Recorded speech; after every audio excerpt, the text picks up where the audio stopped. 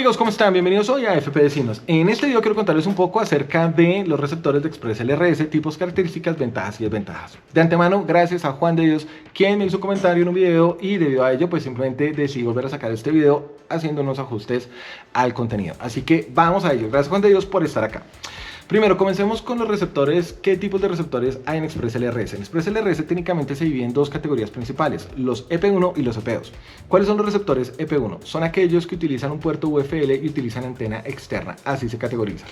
Los EP2 son receptores que utilizan una antena soldada de manera superficial al receptor. Es decir, estos receptores, si ustedes buscan en Google, pueden escribir EP2 receptor Express LRS y les pueden llegar a ser receptores como este que no tienen antena, si la antena va soldada directamente al receptor, o también los pueden llegar a buscar como SME Express LRS receptor y también les van a salir los mismos receptores. Y esto es SMD porque obviamente es la técnica de soldado superficial en componentes en electrónica. Ahora, miremos en detalle estos receptores. Primero, en el caso de los EP1, los receptores EP1 pues básicamente creo que son los más versátiles que hay, ya que con este mismo receptor yo puedo llegar a alcanzar distancias de 20, 30, 40 kilómetros, obviamente dependiendo del entorno y cómo tenga configurado mi radio en función de la velocidad de transmisión de paquetes y potencia de mi radio, y por otro lado pues obviamente dependiendo del entorno.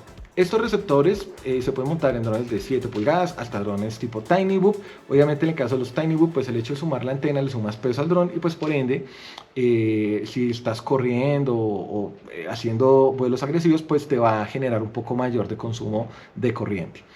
En cuanto a sus desventajas particulares, para mí técnicamente solo hay una, y es que estos receptores, si tú los montas con una impresión en TPU y utilizas por ejemplo antenas largas y te golpeas y la antena se sale de la impresión, lo que puede llegar a suceder es que la hélice corte la antena y pues por ende te quedes sin receptor. Entonces creo que es un punto a tener en cuenta.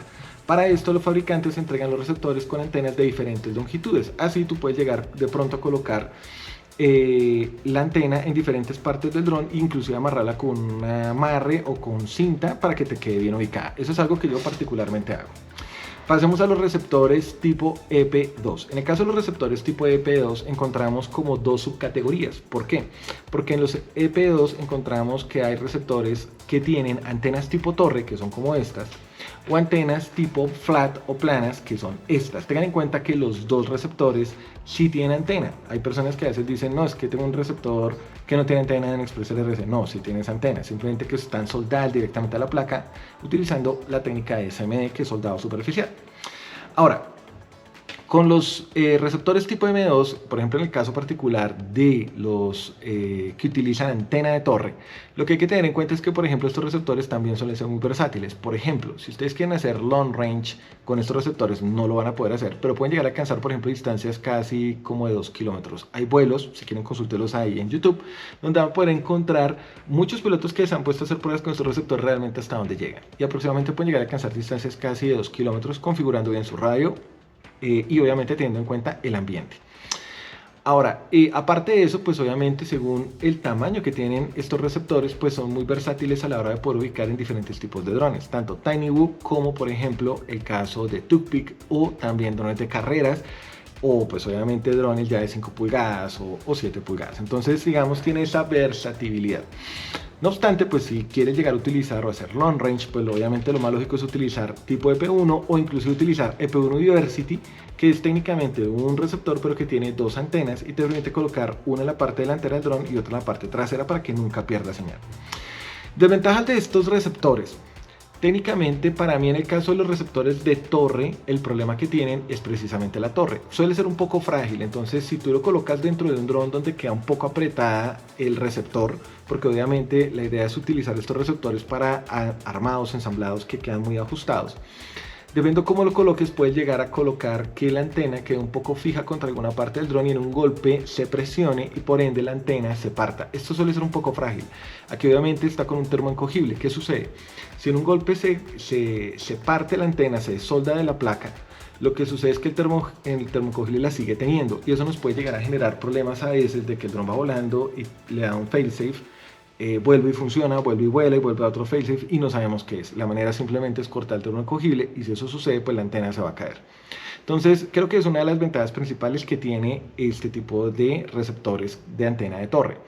Ahora, en cuanto a durabilidad, obviamente depende mucho del proveedor. Yo he usado mucho estos receptores y realmente funcionan muy bien, no importa la marca. Y lo otro que hay que tener en cuenta es cómo la ubican dentro del dron.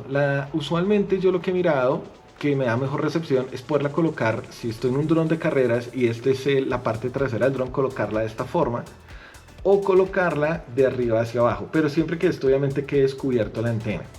Si lo colocamos hacia adentro, pues obviamente vamos a tener menor recepción y particularmente si estamos volando y de pronto el dron cae dentro de una parte en un terreno que puede llegar a ser cóncavo, estos receptores obviamente al no tener antena simplemente te da fail-safe directamente y no pierdes realmente conexión, te toca ir a recoger el dron. Entonces es importante que tengan en cuenta en cuanto al montaje. Hablemos de los receptores tipo EP2 de antena flat. Los receptores tipos de antena flat básicamente son los mismos receptores, simplemente que la antena es completamente plana como este.